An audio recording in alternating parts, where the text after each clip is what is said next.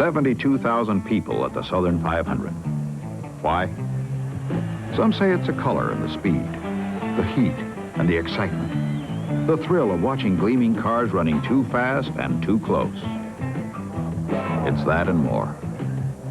The bellow of engines does something inside their heads, and their bodies tingle at the sight of 150-mile-an-hour cars. Is there one word to sum up this feeling for stock cars and the Southern 500? Yes, there's one simple word. Call it love.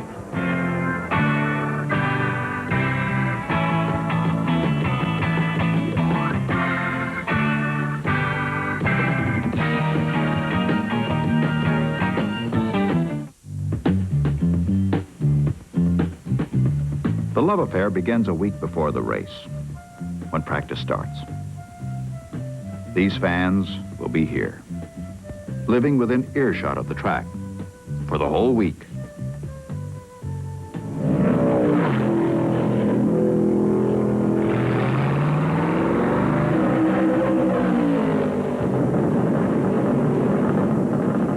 These cars race on a circuit, hauled perhaps 1,000 miles between one weekend and the next.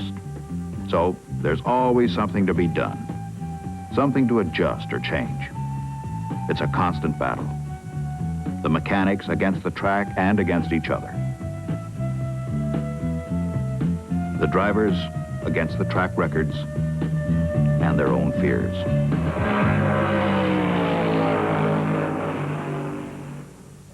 Race morning. The fans are as eager as a bride on her wedding day. This is the largest crowd ever gathered for anything, anywhere in South Carolina. Ready to race, our father and son. Buck Baker, three-time winner of the Southern 500, his first victory 19 years ago. Son Buddy won in 1970. Bobby Allison, pole position winner at 152 miles an hour. He drives a Chevrolet, as does Fred Lorenzen, out of retirement to win a front row starting position. Richard Petty, more than 100 career victories. Bobby Isaac, hard luck here, but national champion. Dave Pearson, his qualification delayed, starts in 13th position.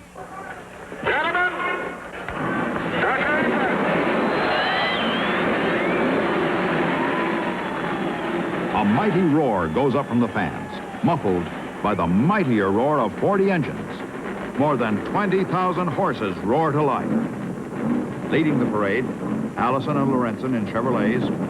Row 2, Richard Petty's Dodge, side by side with Buddy Baker's Dodge. Row 3 has Dave Marcus in a Matador by American Motors and Richard Brooks in a Mercury. Speed of the first 6 range from Allison's 152 miles an hour to 147 for Brooks. This is the parade lap before the flying start. It gives the cars a chance to warm up and the drivers a chance to cool down. Every car in the race has run 141 miles an hour or better, making this the fastest field ever to race at Darlington. They're ready now. Dave Pearson, starting 13th because of the late qualifying run, has a lot of fast cars in front of him, but Pearson's a race driver's race driver. The base car's off the track. They're shaping up for the flying start.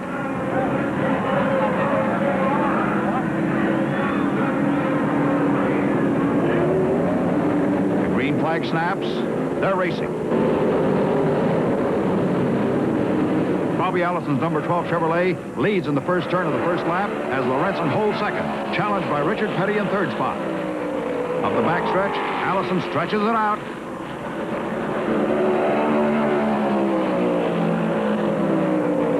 Lorenzen in number 28 Chevy, running less than full throttle, holds down second place. But Petty sees that Allison is getting away from the field, and Petty's number 43 runs second to nobody, if he can help it. Lap 1. There goes Richard Petty into second place. Baker holds fourth behind Lorenzen, and Richard Brooks Mercury is fifth. Speed on the first lap, almost 150 miles an hour as Allison runs away and hides. Baker challenges Lorenzen on the backstretch. But in the third turn, Baker runs out of racing room. The mile and 3/8 Darlington Raceway has been rebuilt and resurfaced, but remains one of the toughest tracks on the NASCAR circuit. On the front stretch, Buddy Baker tries again and goes past Lorenzen. Some drivers pace themselves in the early laps, but Allison is running flat out, and Richard Petty can't close the gap. Petty's teammate, Buddy Baker, has put his Dodge solidly in third spot. Suddenly, there's a new boy in town. Dave Pearson has whipped past 7 cars as he charged from 13th starting spot. His number 21 Mercury closes in on Lorenzen. There goes Pearson storming past Fred Lorenzen to run 4th behind Baker. Bobby Allison's first-place Chevrolet catches up with the tail enders. Now, Allison must thread a needle, slipping between the wall and slower cars. Suddenly, there's trouble in the third turn. 7, 8, 9 cars are out of control.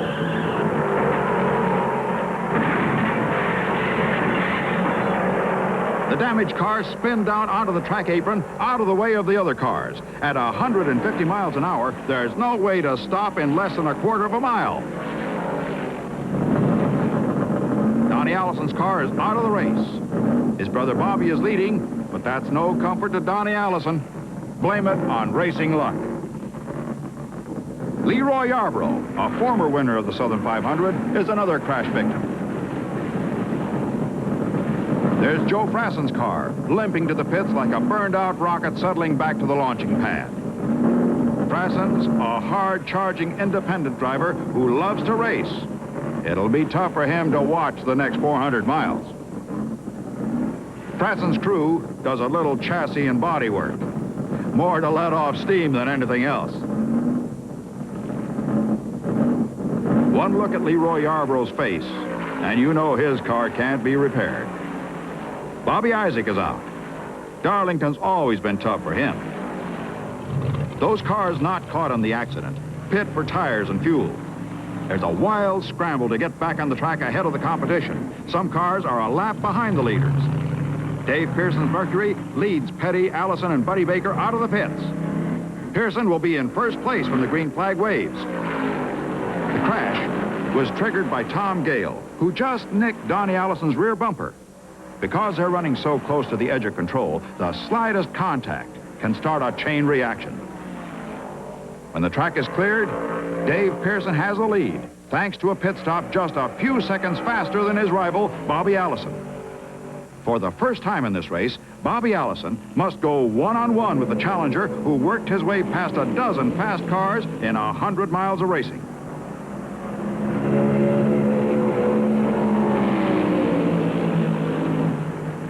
In the third turn, Allison closes in.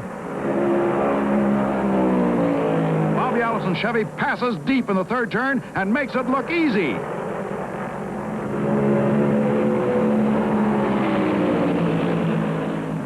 The war's not over, only the first battle. Pearson, driving his Purolator-sponsored Mercury, knows the race can be won or lost in the pits. And he has the Wood Brothers team in his corner. There's no better or faster crew than the Wood Brothers. Their cars have been among the most successful on the NASCAR circuit. Only Bobby Allison's Coca-Cola sponsor team have challenged the Wood Brothers. Allison's crew talked with the driver using a two-way radio. The car is owned by Junior Johnson, a retired driver. The heat at Darlington makes it rough on cars, drivers, and crews. The track surface is 150 degrees. Tire and oil temperatures are up near the red line. Uh-oh, there's a crash on turn 1. Buddy Baker T-bones Richard Brooks. Baker is still rolling, but Brooks is probably out of the race and may have been injured by the impact. Buddy Baker was running 4th a moment ago, but this may be the end of the ride for him. His father, Buck, is still in competition. NASCAR demands that mechanics put heavy steel side beams into the door on the driver's side. That rule may have saved Brooks from serious injury. He's shaken, but he's all right. The leaders, Allison and Pearson, pit at the same time, perhaps to keep an eye on one another. If pit stops are made while all cars are running at reduced speed under the caution signal, it's possible to get back on the track without losing a lap. Allison gets 2 new outside tires as a 22-gallon tank is filled. To equalize competition, all tanks are limited to 22 gallons and located in the trunk for safety. Allison's away as the Wood brothers finish work on Pearson's car. They'll rejoin the pack at the rear, but a fast car can soon fight its way back to the top.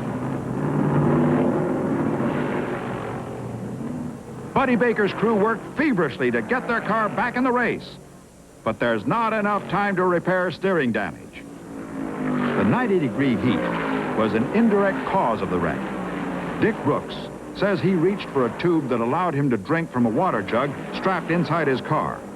That moment's inattention put him in front of Baker and left Baker with nowhere to go. Brooks was pushed more than 2 city blocks. When the green flag waves, Allison and Pearson are in position 1 and 2 with 200 miles yet to race. Coming onto the front stretch, Allison runs up on slower traffic and Pearson takes a chance. David Pearson gives his car a breathtaking ride down the front stretch and into first place. Allison won't let that go by without a challenge. On the backstretch, Allison closes in, looking for racing room.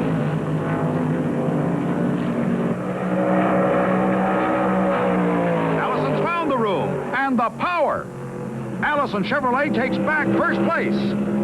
This track demands all the horsepower of the other speedways, plus a chassis that can handle the tricky turns. To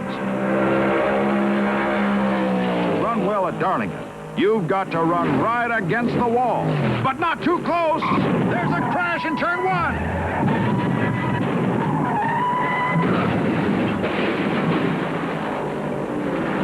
Eight cars are scattered on the track apron or limping to their pits under reduced power. Larry Smith, Elmo Langley, Dean Dalton, Jabe Thomas, and G.C. Spencer's number 49 are out of the race. Spencer is not driving number 49. Joe Frassen, whose own car was put out in an earlier crash, is relief driver. Joe has the bad luck to be 2 for 2 today. There's no way to tell how the accident started, but as one car bounced off the wall, the other driver stood on the brakes and began to spin. It's wiser to brake and risk a spin than head full speed into the cars already out of control. In that wild merry-go-round, no one was seriously injured. Luck was with the leaders. The accident happened far ahead of them. There's Pearson, getting through high on the track, while Bobby Allison dives for the infield. The track is cleared, and they're ready to run. Jabe Thomas's car got the worst of it. No one was hurt in this or earlier crashes. The green is out, and the leaders bear down on the Matador driven by Dave Marcus. Marcus' car was damaged earlier, but he's kept it running, although he's 6 laps behind the leaders. Behind Pearson and Allison is Richard Petty in number 43. Petty has made 2 unscheduled pit stops for left front tires. He's in 3rd place, but 3 laps behind Pearson. Pearson, who won at this track in the Rebel 400 last spring, has a great record in stock car racing. He's won 12 major super speedway races and prize money of more than $500,000. Bobby Allison also has 12 victories on the big tracks and has also earned more than $500,000. The 3 drivers battling now, Pearson, Allison, and Petty, have earned more than $2 million in NASCAR events since 1960.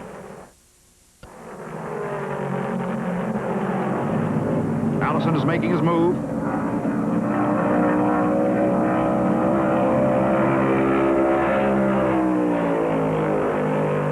No, he can't make it through turn 1 without swapping paint with Dave Pearson.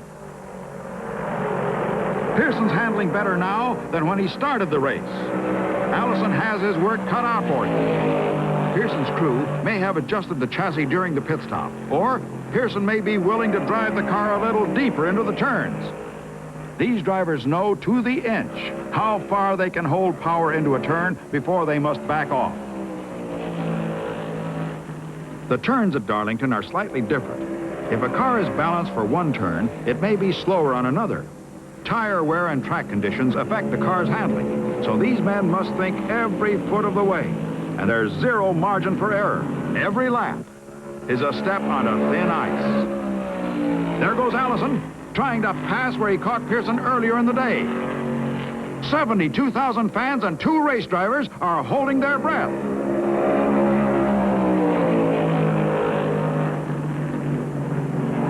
Bobby Allison slips through and takes first place in an unbelievable display of driving skill. Pearson stays glued to his bumper as the leaders whip past Fred Lorenzen, who qualified in the first row but hasn't been running well. Pearson challenges, but Allison is able to hold him off. Passing on this track is as hard as 2 circus performers passing each other on a high wire. In the pits, Donnie Allison waits near Junior Johnson in case Bobby calls for a relief driver. Allison needs relief right now. Relief from the endless challenge of Dave Pearson. Both drivers are standing on the throttle. NASCAR rules say there can be no door handles on these cars. Now you can see why. Pearson is going to make it. Pearson slides to the rail, has to lift his foot, and Bobby Allison dives underneath. In 23 years, this track has never seen competition like this. Allison has outdriven Pearson, but the race isn't over. They're getting down to the closing laps and the final pit stop. The fans are on their feet to watch one more battle in a day filled with incredible battles. Allison's crew goes over the pit rail with 1 can of gas. There's no time for a tire change. They'll keep their fingers crossed for the next 10 laps.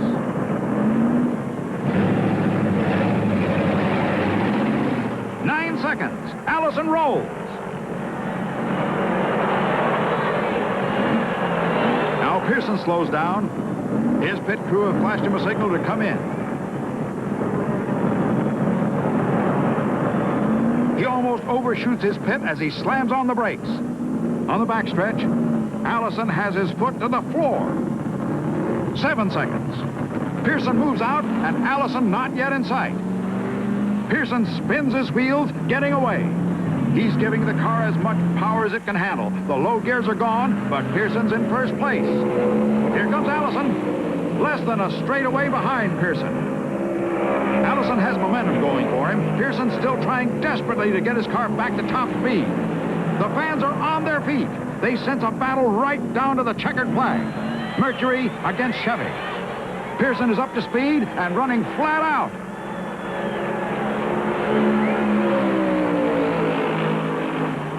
In the pits, the Wood brothers hope they've given their man enough of a lead. They also know there's nothing more they can do for him. The lap charts show 8 laps left to go. At this point of the race, it's up to the drivers. Allison closes in, but can he get by Pearson in a final dash to the checkered flag? 7 laps to go. Moments like this bring out hidden reserves in both men. The cars have traveled more than 400 miles. That's equal to the stress of 40,000 highway miles. The drivers have been baked, boiled, and fried by the weather, the heat of the engines, the tension of high-speed competition. Yet, the cars and drivers are faster now than when they started. There goes Allison, but this time Pearson holds him off.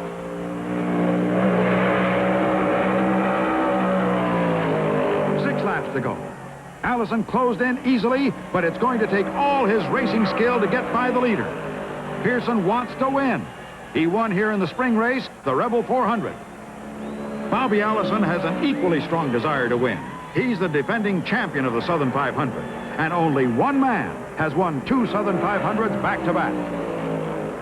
There are 17 cars still running. Those damaged in the earlier accidents are running slow, another hazard for the 2 front runners. 5 laps to go.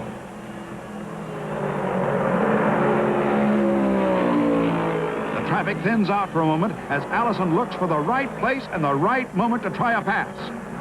They're traveling 150 miles an hour, running closer than most people park. Allison drops down. He's going to try for it.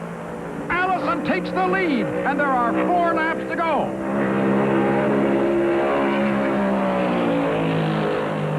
Now it's up to Pearson. He has 4 laps, 2 minutes more or less to make his move against the car that has proven to be the fastest on the track. Pearson has towered over the competition for the entire season. The number 21 Mercury has beaten Allison in 5 major races earlier this year, while Allison has beaten Pearson only once. Pearson holds on. He's not giving up a shot at the $21,000 first place money. Second place will pay $11,000. Pearson has a minute and a half to find a way to add $10,000 to his winnings. Pearson lifts his foot just enough, and Allison gains a few more yards. They're flying down the backstretch as Pearson scrambles to make up lost ground.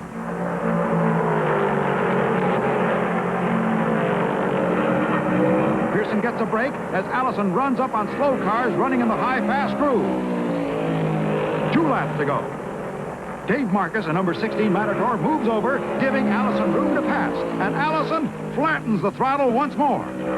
Pearson has a lap and a half. About 45 seconds before the checkered flag ends one of the greatest stock car races ever seen on this or any track. There's slower traffic, but the high groove, the fast groove, is clear, and Allison drives it like he owns it. They're on the front stretch as the white flag snaps, meaning you're beginning the last lap. Pearson has 30 seconds, less than a mile now. Allison threads the needle, loses a few horsepower as he backs off the throttle for an instant, and there's Pearson trying for a last lap run at Allison.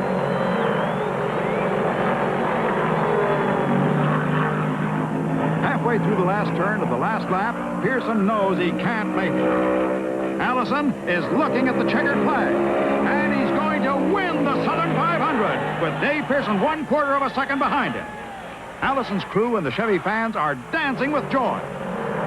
The order of finish: Allison Chevy, Dave Pearson's Mercury, Richard Petty's Dodge, Fred Lorenzen Chevy, and H.B. Bailey's Pontiac, with Leroy Yarbrough as relief driver.